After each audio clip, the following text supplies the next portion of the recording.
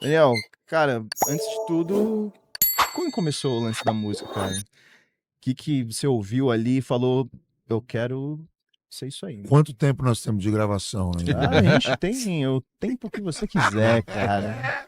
Bom, velho, é o seguinte. Na minha família tem três tipos de pessoas, normalmente. Tem três atividades que acontecem com grande frequência. Nós temos palmeirenses, comunistas e músicos. São três atividades comuns a boa parte da minha família. Na minha casa, sempre teve um sarauzinho. Eu tenho um primo da minha mãe, na verdade, chamado João Lopes da Silva, já falecido, já tem uns 10 anos que ele faleceu, que ele é um professor de violão erudito, né? Um cara que teve muitos alunos, e alunos, caras que voaram aí, estão pelo mundo, cara na Áustria, o cacete. E esse cara, que é meu primo de segundo grau, que eu chamava ele de tio, né? Porque era primo da minha mãe, mais velho que minha mãe, da idade do meu pai. Ele tinha um monte de aluno e os meus pais foram os caras que casaram primeiro, a família.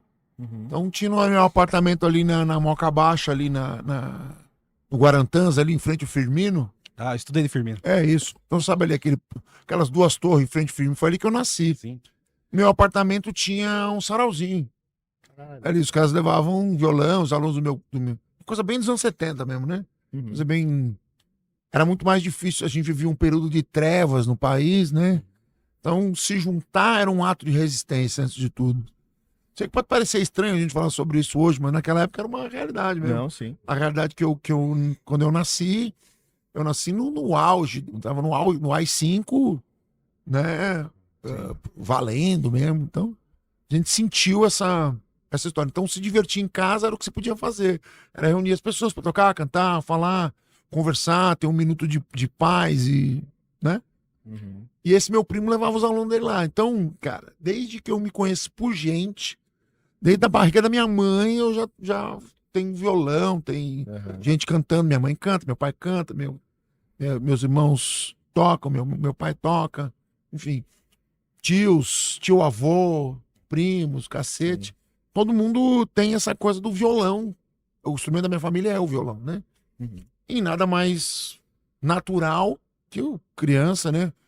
A gente tem que levar em consideração a luz daqueles tempos. A gente tinha 6 canais de televisão, não tinha internet, não tinha videogame. Trocava o canal pelo controle? Trava. Ou não, nem pelo controle, é direto da televisão. Velho, era a televisão na casa da minha mãe, a gente ligava com um botão de volume. A gente aumentava o volume e a televisão ligava. Fazia plac, e aí você ligava. Pois é, era uma telefone quinquena do tamanho do teu rack aí. Uma coisa gigantesca, assim, era um móvel, entendeu? E se eu contar pra vocês que no domingo passava a mesma programação em 2 canais, você ia acreditar? Já tinha 6. No domingo o dia inteiro, em 2 canais passava a mesma coisa, que era o Silvio Santos. Então você tinha muito pouca diversão, moleque, nem você brincava na rua, criado na rua, jogando bola, enfim. Só que eu era um puta moleque chato, assim, não gostava de nada. Gostava de 3 coisas, de desenhar, de jogar bola e de esporte com bola e de violão. Então aí a música entrou na minha vida nessa época aí. Mas você é baixista, né? Eu comecei tocando violão e não dá pra falar a verdade assim, eu sou baixista que é o meu instrumento principal. Mas não é o único instrumento que eu toco, nem os únicos instrumentos que eu leciono, né? Ah, sim. Eu toco vários outros, mas começou tudo ali, o meu primeiro instrumento, mesmo que eu pus a mão na vida. Aliás, eu achei que só existia esse, inclusive. A coisa era assim, tão focada no violão na minha família, que a primeira vez que eu vi um bandolim, eu achei que aquele era um violão gotinha. O violão gotinha era o bandolim. Aí a primeira vez que eu vi o cavaquinho, eu falei, era violão neném. O cavaquinho era o violão neném. O dia que eu vi a flauta, aí buguei. Falei, que porra de violão é esse, cara? eu não sei que raio de violão é esse que assopra. E também, né, naquela época não tinha muita informação, Nada, né? zero, Não zero. tinha muita coisa que... Meu irmão, eu conto isso pra todo mundo. Falei isso no meu canal uma vez, quando lá na época do Rock in Rio, né? 84, 85, a gente começou a se interessar por rock internacional, né? Rock era o som do momento e, porra, começou a aparecer, mas com força, né? Com força, na mídia com força.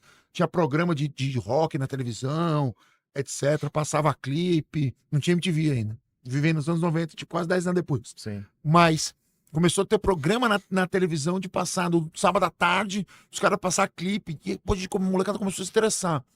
E aí várias músicas começaram a tocar no rádio direto. Tipo.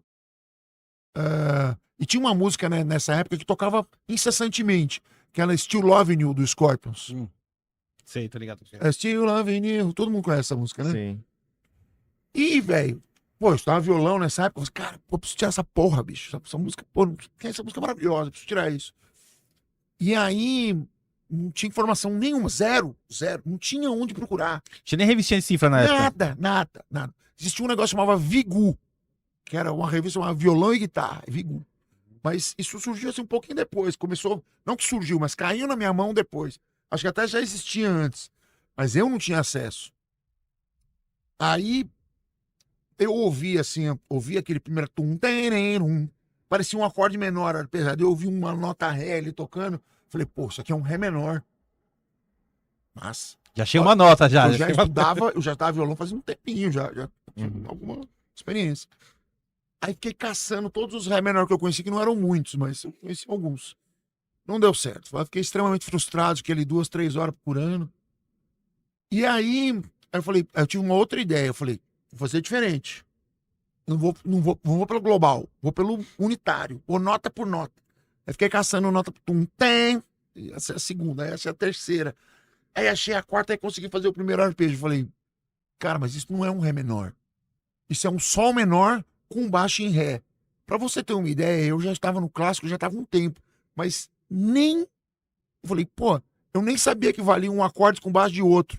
Que na verdade não é um acorde com baixo de outro, bosta nenhuma. É uma inversão de acorde. É um sol com a quinta no baixo, tá tudo bem. Eu não sabia que isso existia. Cara, eu já estava música.